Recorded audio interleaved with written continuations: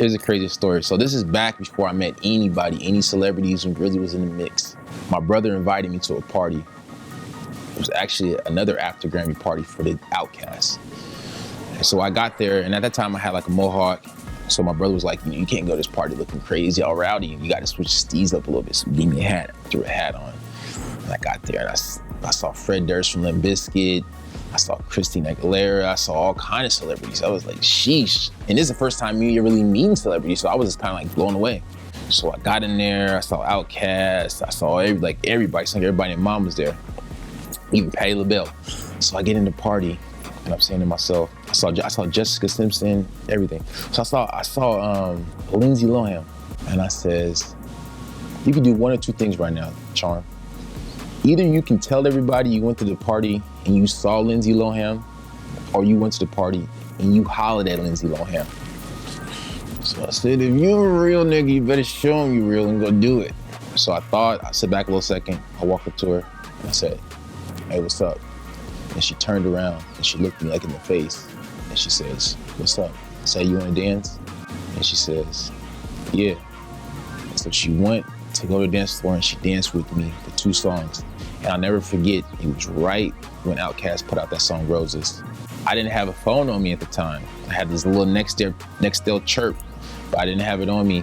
And I never forget that time when that happened.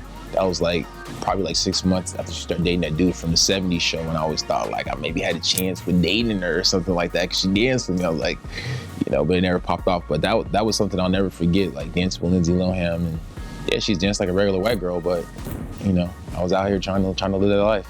Hey, Lindsay Lohan, I don't know what's going on in your life, but I'm Charm Brittian. I'm still out here living.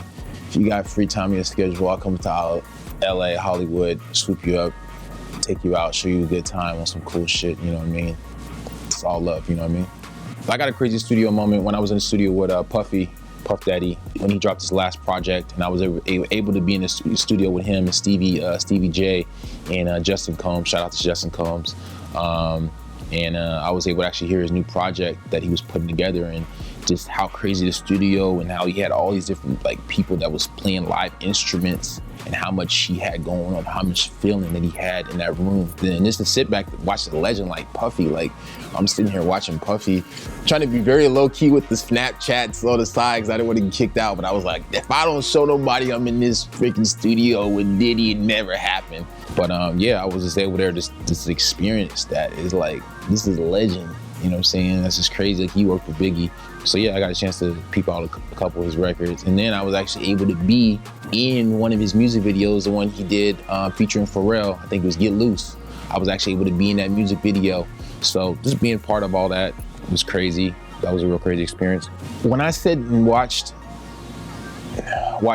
Puffy in the studio, one thing I would say stood out to me is that he knew exactly what he wanted.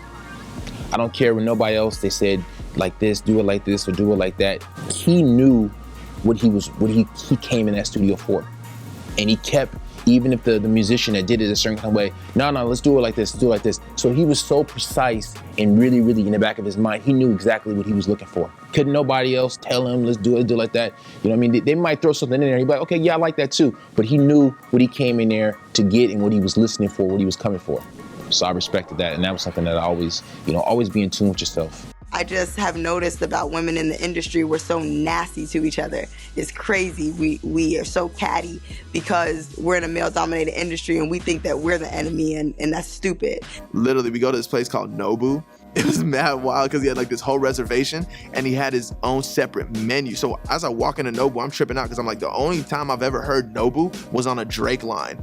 So it's about how you learn in your perspective and who taught you and what you got out of that experience. I think that broadens your perspective on how to treat people. And so since a lot of people helped me get to where I am, I don't have that crab in the bucket mentality. I feel like it's my duty, it's my job to help as many people as I can. Our radio show was never a platform to get someplace else. It was the end result. It's what we wanted. We didn't have any ambitions for the show other than, like Bob always says, other than to have an incredible tape the next day.